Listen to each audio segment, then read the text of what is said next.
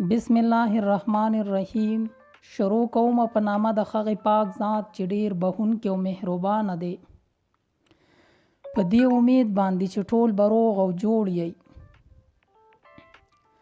زمونږ په دې نن کلاس کې د انګلیش هغه خبرې دي کومې خبرې چې مونږه هر ورځ کوو او مونږه یې هر ورځ یو ځل نه بار بار کوو، څو ځله هغه خبرې مونږ کوو. نو ما وغوښتل چې دغه خبرې له تاسو سره په دې انګلیش ټو پښتو لرنینګ کې انګلیش ته هم ترجمه کړم چې تاسو دغه خبرې په انګلیش کې زده کړئ او چې په پښتو کې هر ورځ وایي نو دا په انګلیش کې هم وایي. د دې سره بس تاسو په انګلیش کې ډیر خواله راشي او یعنی تاسو ژبه روان شي، تاسو ذهن روان شي په انګلیش ویلو او په انګلیش پوهېدلو باندې. د دغه شروعات کوو د دې خبرې نه.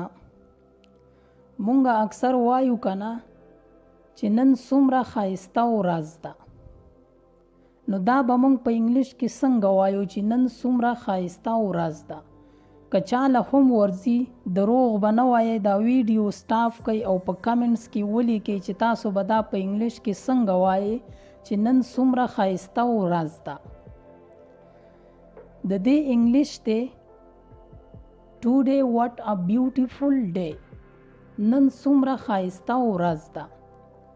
Today what a beautiful day. نن څومره ښایسته ورځ ده. زه خوش قسمته یم. مونږه اکثر وایو کنه چې یار زه خوش قسمته یم. I am fortunate. زه خوش قسمته یم. فارچونیټ وایي خوش قسمته، خوش نصیبه ده. I am fortunate. زه خوش قسمته یا خوش نصیبه یم. په بدتمیزۍ سره خبرې مکوه. Don't talk rudely. په بدتمیزۍ سره خبرې مکوه. مونږ اکثر وایو کنه چې په ادب سره خبرې کوه، په بدتمیزۍ سره خبرې مکوه. نو که مونږ داسې چاته وایو چې په ادب خبرې کوه، په بدتمیزۍ سره خبرې مکوه، نو مونږ ورته ویلی شو چې don't talk rudely. په بدتمیزۍ سره خبرې مکوه. د خپل کور کار زر ختم کړه. Finish your home work quickly. د خپل کور کار زر ختم کړه. Finish your home work quickly. د خپل کور کار زر ختم کړه. او که مونږ وایو چې د خپل کور کار په ایماندارۍ سره ختم کړه. Finish your homework honestly. د خپل کور کار په ایماندارۍ سره ختم کړه. هغه ایمانداره سړی دی. لکه څنګه چې مونږ په عامو خبرو کې وایو کنه چې دا کس ډیر ایماندار دی، نو هغه ته مونږ انګلیش کې ویلی شو he is an honest person. هغه ایمانداره کس دی. he is an honest person. هغه ایمانداره سړی، ایمانداره کس دی. آیا ستا موبایل چارج دی؟ is your phone charged؟ مونږ د بل ملګري نه اکثر تپوس کوو کنه چې ستا په موبایل کې چارج شته دی، نو په انګلیش کې د تپوس کولی شو is your phone charged؟ آیا ستا موبایل چارج دی؟ is your phone charged؟ زما موبایل بیخي چارج دی، یعنی د چارج نه ډک دی. my phone is fully charged. زما موبایل فل چارج دی. my phone is fully charged. زما موبایل فل چارج دی. آیا تا ته زما نوم یاد دی؟ do you remember my name؟ آیا تا ته زما نوم یاد دی؟ یعنی دا سوالیه جمله ده. اکثر مونږ د چا نه تپوس کوو کنه چې تا ته زما نوم یاد دی، نو د هغې دپاره ورته مونږ ویلی شو do you remember my name؟ آیا تا ته زما نوم یاد دی؟ ما ته ستا نوم یاد دی. I remember your name. ما ته ستا نوم یاد دی. I remember your name.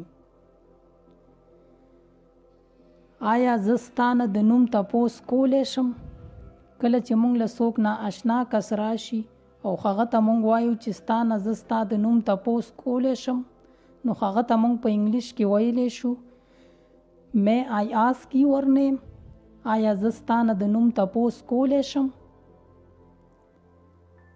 زما نوم چا واخیستو؟ Who called out my name؟ زما نوم چا واخیستو؟ Who called out my name؟ د دنه د هغه نوم تپوس وکړه. مونږه وایو کنه چې یار د دې کس نه د هغه کس د نوم تپوس وکړه، نو د هغې انګلیش مونږ ویلی شو ask him his name. د دنه د هغه د نوم تپوس وکړه. ask him his name. د دنه د هغه د نوم تپوس وکړه. د هغه څه نوم دی؟ What is his name؟ د هغه څه نوم دی؟ What is his name؟ ما ته د هغه نوم ووایه. Tell me his name. ما ته د هغه نوم ووایه. Tell me his name. ما له ستا نوم راځي. I know your name. مالا ستا نوم راځي. I know your name. زما مرۍ ناسته ده. I have a horse voice. د هورس معنی ده زیږ، یعنی دا زیږ ته وایي. کله چې مرۍ خرابه شي زږه شي نو موږ ورته خرابه وایو. نو په انګلیش کې هم هغه زیږ ته دا هورس موږ د مرۍ دپاره هم استعمالولی شو. I have a horse voice. زما مرۍ ناسته ده یا خرابه ده. هغه زما جاسوسي کوله. He was spying on me. هغه زما جاسوسي کوله. He was spying on me. د ډیرو ورځو نه مې نه یې لیدلې. اکثر مونږه ملګرو ته وایو کنه چې یار د ډیرو ورځو نه مې نه یې لیدلې، نو د هغې دپاره انګلیش دی long time no see. د ډیرو ورځو نه مې نه یې لیدلې. long time no see. د ډیرو ورځو نه مې نه یې لیدلې. دا زمونږه نن کلاس چې دا یو څو ساده او اسانې جملې پکې وي، په دې امید باندې چې تاسو به یادوئ دا جملې چې زما خواري هم ابس لاړه نشي او تاسو ته هم فایده وشي. بیا به راځم د یو بل کلاس سره. ما ته هم دعا کوئ، په خپلو دعاګانو کې مې یاد ساتئ او زه به درنه هم په دې دعا سره اجازت واخلم چرته چې هم یې ښاد آباد او بریالي اوسئ.